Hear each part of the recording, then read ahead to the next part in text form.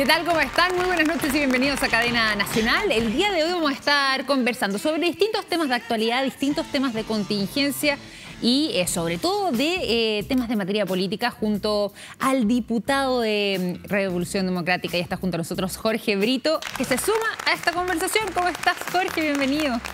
Hola Vicky, muchas gracias por el espacio, saludos desde Valparaíso y un gusto estar aquí nuevamente. Oye, un abrazo grande además hacia Valparaíso, qué lugar más maravilloso. Tengo entendido que estás ahí en el Cerro Bellavista, ¿cierto? Bellavista o Bella Bestia también le dicen. No, increíble lugar además, también la gente de Valparaíso muy cariñosa también, que son relativamente vecinos míos también, yo vivo en Concón, así que no está tan lejos varias veces ahí para darse una vuelta a Valparaíso, como siempre, una joya. Oye, yo me estoy yendo para cualquier lado porque vamos a hablar no de Valparaíso, no de Concón tampoco, sino que de Viña del Mar, y con eso queremos comenzar esta conversación respecto a esta presentación de querella para investigar un presunto fraude en esa municipalidad donde, según denuncia incluso la actual alcaldesa Macarena Ripamonti, alcanzaría un déficit municipal de cerca de 20.000 millones de pesos. Tenemos unas declaraciones, queremos compartirlas de parte de la actual alcaldesa sobre este tema y las analizamos contigo. Nosotras tenemos denuncias que ya hemos hecho al Ministerio Público, declaraciones juradas, y por eso tuvimos que apoyarnos con un equipo especializado para la persecución de estos delitos de manera especializada, de alta complejidad, por delitos que revisten carácter de crimen organizado. Y cuando hablo de crimen organizado no estoy hablando de un delito en particular, estoy hablando de una forma organizativa de crimen para cometer delitos de personas, dos o más, que se organizan y que tienen una permanencia en el tiempo. Y eso es lo que nos encontramos, con una estructura completa, principalmente la Corporación de Viña del Mar, para hacer defraudación de los dineros públicos. Las palabras entonces de Macarena Ripamonti. Ella habla y dice que, bueno, algunos de estos delitos revisten carácter de crimen organizado. Tú también has utilizado este concepto cuando se te ha preguntado respecto a lo que estaba pasando en la municipalidad de Viña del Mar. Y ahí preguntarte tu visión respecto no solamente a lo que plantea Macarena Ripamonti, sino que lo que fue la gestión anterior y a la cual se acusa entonces de este déficit de 20.000 millones de pesos. Mira, queremos ser muy rigurosos y en palabras como lo dijo la alcaldesa Ripamonti, creemos que allí hay una red de crimen organizado compuesta principalmente por funcionarios municipales, algunos con militancia en la UDI, otros familiares y también algunos integrantes de una secta, un culto religioso proveniente de Brasil, que estuvieron durante más de 10 años instalados tanto en el municipio como en la corporación, cometiendo una serie de irregularidades y algunos delitos. Yo soy creyente en contra de la alcaldesa Virginia Reginato desde el año 2018. Desde que entré al Congreso, entramos justamente a investigar a fondo, porque es inconcebible que uno de los municipios que tiene más ingresos en el país justamente esté construyendo un déficit que llega a los 20.000 millones de pesos. Uno se pregunta cómo, y lo cierto es que habían prácticas de todo tipo. Desde, por ejemplo, yo recuerdo muy bien uno de los cargos de confianza de la alcaldesa, que en el año 2018 cobró en promedio en el mes de enero haber trabajado 18 horas diarias, cuando en realidad nadie sabía cuáles eran las funciones que estaba cumpliendo. Pero hay otros casos que son dramáticos, de película, porque estamos también investigando un grupo de funcionarios de la corporación municipal que, con autorización del gerente de ese entonces, iban a profanar tumbas al cementerio de Viña del Mar y vendían piezas dentales y otras partes del cuerpo a distintas escuelas del área de la salud. A tal punto que una familia fue a revisar por una serie de peritajes un cuerpo de un papá de una familia y encontraron que le faltaba la cabeza y que en su lugar habían puesto una pelota de tenis. Eso se hacía en horario de trabajo por funcionarios municipales que tenían la venia de quien era parte de la gerencia, y además también acá llama mucho la atención el liderazgo que ejercía la jefa de gabinete de la alcaldesa. ¿Por qué? ¿Por qué razón? Es que ella tenía a familiares de ella y a su propio esposo ubicados en partes estratégicas del aparato municipal para permitir que esta maquinita anduviera sin tanto problema, a tal punto que el esposo de la jefa de gabinete estaba a cargo de la Casa del Deporte por un presupuesto de cerca de 20.000 millones al año, y no hay organigrama, nadie sabe cuántas personas trabajaban ahí, no hay funciones claras, solo sabe que se echaban 20.000 millones de pesos al año y que no generaban ningún tipo de ingreso. Entonces, cuando uno recorre los cerros de Viña del Mar y nota el abandono de los clubes deportivos, de los espacios del deporte, uno se da cuenta que la corrupción tiene un costo enorme para la comunidad, y en Viña se está trabajando para que no exista más corrupción y podamos sacar adelante la comuna. Pero para eso es necesario que la justicia avance a fondo, y es por eso que se incorporó el ex fiscal Carlos Gajardo y Pablo Norambuena, ambos persecutores del caso CQM, como equipo jurídico, porque están a fondo investigando esto para llevar a los responsables a la justicia y con esto fijar un precedente. Exactamente. Bueno, ellos son justamente quienes van a estar integrando el equipo jurídico, como lo decías tú, y además lo vemos también en este titular, ex fiscal Gajardo y además también el ex fiscal Pablo Norambuena, en lo que tiene que ver con esta investigación. Pero tú también, hace algunos días atrás, específicamente el día 6 de agosto, en una entrevista dijiste que, bueno, además de hablar de este concepto de crimen organizado, dijiste que este tipo de prácticas podría replicarse en otros municipios controlados por la UDI. ¿Hay antecedentes de eso, entendiendo además también el contexto que hemos conocido durante los últimos días, las últimas semanas, sobre lo que está pasando con denuncias de este tipo o relativamente similares también en otras municipalidades de la ciudad de Santiago? Hemos visto lo que se ha denunciado en Vitacura, lo que se ha denunciado en Las Condes, lo que se ha denunciado en Lo Barnechea y ahora también lo que se ha denunciado en Maipú. Todo esto podría ser quizás parte de lo que tú mencionabas, y si es así, ¿tienes antecedentes de más municipios? Sí, de hecho, ¿qué tenían en común el municipio de Lo Barnechea, de Vitacura, de Las Condes y de Viña del Mar? Que eran uno de los municipios más ricos del país, que por más de 10 años estuvo en manos de la UDI o de RN, y que hoy día están siendo investigados justamente por malversación de fondos públicos e incluso en unos casos lavado de activos o falsificación de instrumento público. Quiero agregar a esto un ejemplo. Cuando yo empecé a investigar Viña del Mar, noté que la alcaldesa entre gallos y medianoche, por ejemplo, le extendió el contrato a una empresa proveedora de camiones que cobra muy caro, y la verdad es que el servicio es bastante malo, sin hacer licitación. Nosotros apelamos, judicializamos aquello, pero cuando uno revisa la empresa, es la misma empresa que le presta servicio a Las Condes, a Lo Barnechea, a Antofagasta también, donde la alcaldesa también de la UDI fue destituida y condenada. Entonces te das cuenta de que habría una lógica de funcionamiento en donde se ubican en los municipios para cobrar, hacer negocios con la ciudad, y esto tiene consecuencias. El costo de la corrupción la pagan las comunidades que tienen su vida más precarizada, porque son ellas las primeras que deben atender el municipio.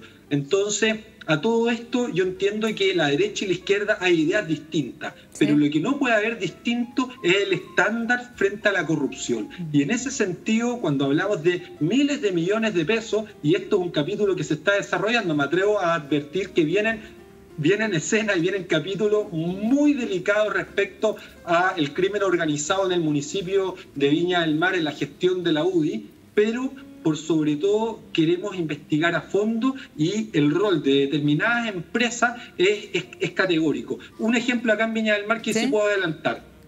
Hay una empresa que demandó al municipio de Viña del Mar por un supuesto incumplimiento.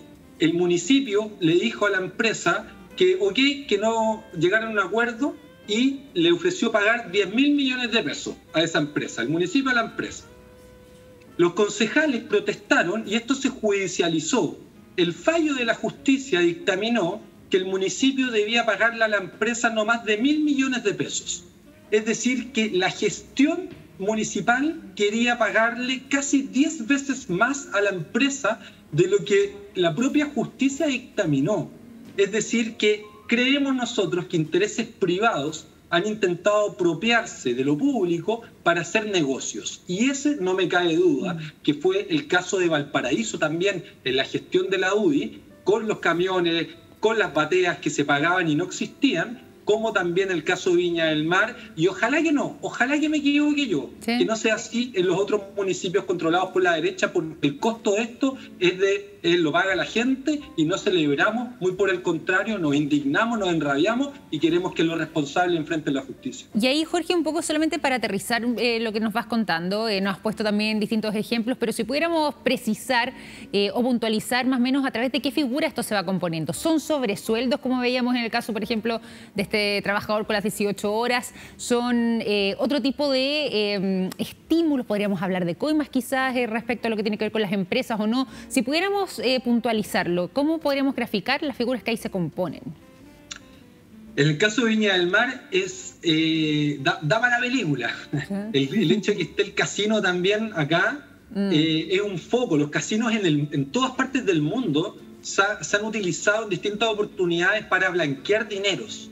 Y no puedo ni confirmar ni descartar que en Viña del Mar eso haya ocurrido, es parte de la investigación. Lo que sí puedo adelantar es que hay algunos incumplimientos en el funcionamiento del casino respecto al pago que debían realizar al municipio, que también estamos investigando. Estamos investigando una serie de funcionarios y funcionarias fantasmas que se les pagaba mes a mes, pero nada ni nadie tiene registro de cuáles eran sus funciones. Y además también el caso de venta y profanación de tumbas y venta de piezas dentales y otras partes del cuerpo a escuelas de salud de las distintas universidades de la zona, como también los vínculos familiares. Y lo más a mi parecer también es indignante es que con cargo al municipio se traía un pastor de este culto brasilero al Hotel O'Higgins, se le pagaba con cargo al municipio, se le obligaba a algunos funcionarios y funcionarios a asistir, a quienes no se les castigaba, y tenemos una serie de funcionarios y funcionarias que prácticamente están en carácter de víctimas hoy día, entregando información para nosotros poder investigar más a fondo.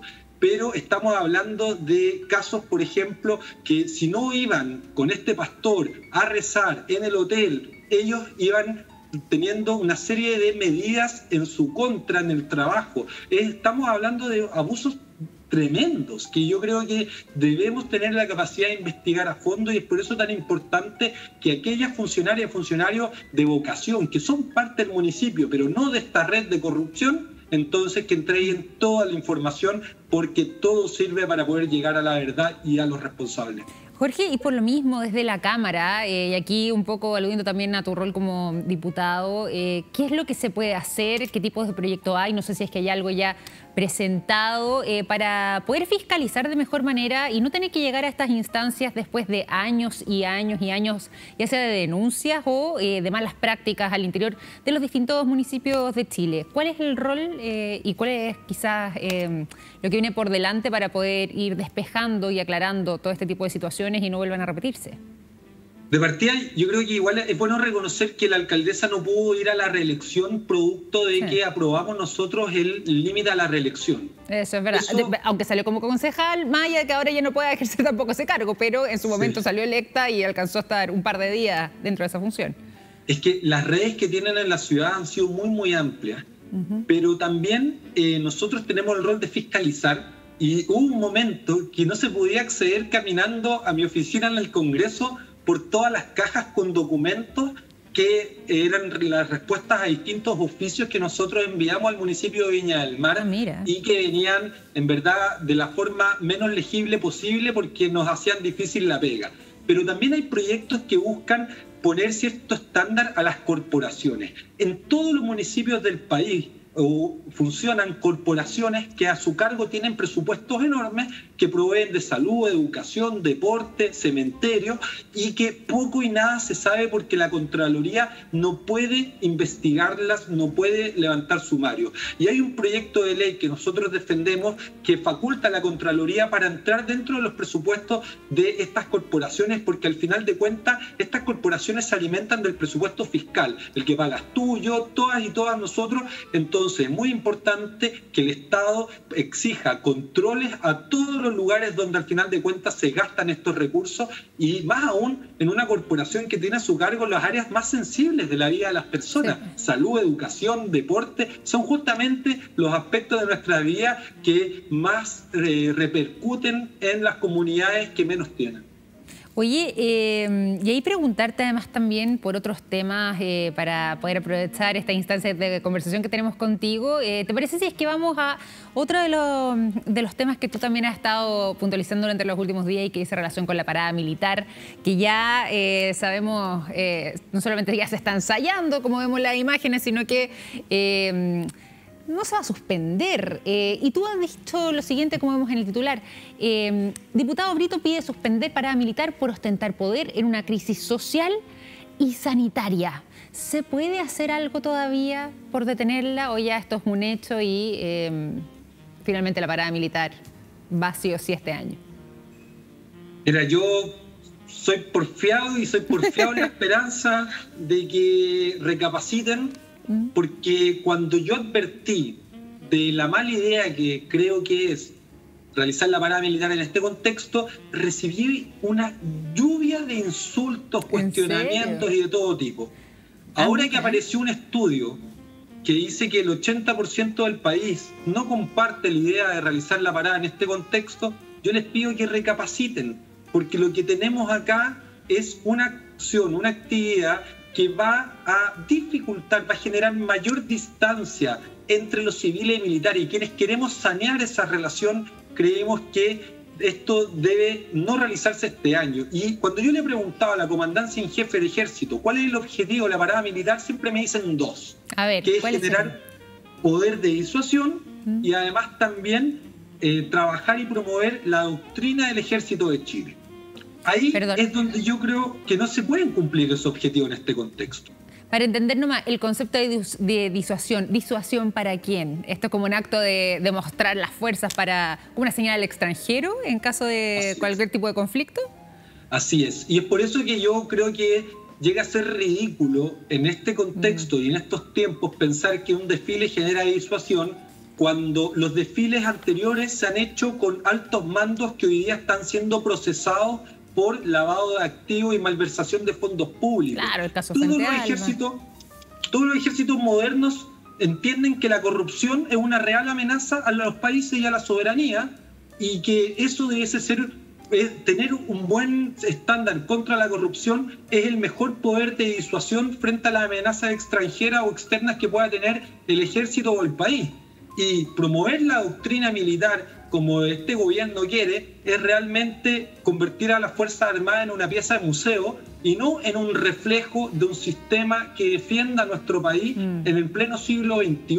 Se basa en la parada militar en los mismos términos los últimos 30 años, cuando es evidente que el país hoy día está pidiendo un trato distinto. Y ese trato distinto involucra también a las Fuerzas Armadas y los gestos y símbolos que ellas realizan en medio de una crisis social y sanitaria. Yo preferiría que utilizaran esos recursos para apoyar a la comunidad frente a las amenazas actuales, como son que se viene la temporada de incendio en 3 meses más y no tenemos ni los cortafuegos ni la seguridad de que nuestras ciudades no volverán a quemarse como Valparaíso se quemó el año 2014 con más de 3.000 viviendas incendiadas en tan solo un par de días. Y eso es verdad. Además, bueno, lo que tú decías también respecto al alto costo que tiene la parada militar. Y has tenido respuesta y tú nos decías, bueno, que al parecer conversado con algunos de los altos mandos de las Fuerzas Armadas. Tú, además, y aquí voy a hacer un paréntesis, pero uno de los temas que tú permanentemente has defendido es todo lo que tiene que ver con las políticas anticorrupción, y además también te has centrado mucho en justamente las Fuerzas Armadas en general. ¿Cómo es tu relación ahí con ellos a propósito de este contacto que tú nos has contado que has tenido por el tema de la parada militar? ¿Y qué dice también el resto de la autoridad sobre la ejecución de la parada? Yo no sé si has tenido contacto ahí con el Ejecutivo respecto a esta solicitud que hiciste. Sí, los ministerios de defensa poco y nada hacen respecto a la conducción de las Fuerzas Armadas y sobre todo el actual Ministerio de Defensa. Las Fuerzas Armadas prácticamente se dirigen solas y eso es uno de las vulnerabilidades y desafíos que tenemos para superar en nuestro país urgentemente. Pasado eso, yo trabajo permanentemente con las Fuerzas Armadas. Yo presidí la investigadora del fraude en el Ejército y la Comisión de Defensa. Entonces, al igual que todo chileno y chilena, es tan parte y tiene tanto derecho a opinar sobre el sistema de defensa como cualquier otra persona, y en ese entendido le hemos pedido a las Fuerzas Armadas y a los altos mandos que lleven adelante un proceso de reflexión respecto a cómo se originó la crisis social del 18 de octubre en adelante y cuáles son los desafíos a futuro. Porque esto que partió en las calles, el Estado lo asumió mediante el proceso constituyente. Y cuando el Estado dice que se va a adecuar al siglo XXI y modernizarse, eso involucra al Congreso, al Gobierno, al Poder Judicial y también a las Fuerzas Armadas. Y ahí yo creo que todavía no está claro que viene un proceso de transformación importante respecto a la forma en la cual han operado desde la dictadura hasta ahora, que son donde se fijaron las bases de las actuales Fuerzas Armadas que tenemos, y sobre todo a mejorar la relación. Si quién puede negar que hoy día, sobre todo cuando un 80% del país dice una cosa y el alto mando del ejército y el gobierno dice otra, ¿quién podría negar que no podemos mejorar esta relación? Porque al final de cuentas es el pueblo el que mediante su trabajo contrata a políticos, policías y militares para que le hagamos la vida de una manera más segura o más fácil, y eso no está ocurriendo, y yo me resisto a aceptar la distorsión que proponen cuando, por ejemplo, un caso muy particular, con esto termino, cuando el Ejército de Chile desfila en la parada militar con cara de furia frente a la autoridad civil y a nuestro propio pueblo, eso es una distorsión. Si tú revisas las paradas militares en los países donde tienen Fuerzas Armadas mucho más modernas, ellos al pueblo de su país les sonríen, a sus autoridades las tratan con respeto, a su pueblo con cariño, pero al enemigo inquebrantable frente a él. Y esa es lo que nosotros debemos aplicar en nuestras Fuerzas Armadas, y yo me resisto a aceptar aquello, y es por eso que con respeto dijimos, es un error realizar la parada militar, y el estudio de opinión creo que nos da la razón en el sentido de que hay una mayoría de chilenas y chilenos que considera que no es oportuno realizarlo, más aún por la precariedad que todavía está presente en los hospitales y en un montón de barrios del país. Jorge, nos quedan literalmente los últimos 2 minutos de conversación y los quiero aprovechar con otro tema que es muy sensible y que, bueno, hubiera sido bueno también poder desarrollarlo más a fondo, pero por cosas de tiempo no vamos a alcanzar muy bien, pero que dice relación con la ley de pesca. Tú estás ahí en plena tramitación para justamente lo que tiene que ver con la anulación de esta ley, la ley Longueira, como ha sido conocida. ¿Hay voluntad política para que esto se vote y efectivamente quede nula esa ley y podamos dar paso a una nueva ley de pesca? Sí, hay por fin. Hace tan solo 2 meses soy presidente de la Comisión de Pesca e Intereses Marítimos. El día martes 21 en la comisión, junto con Constitución, lo vamos a votar.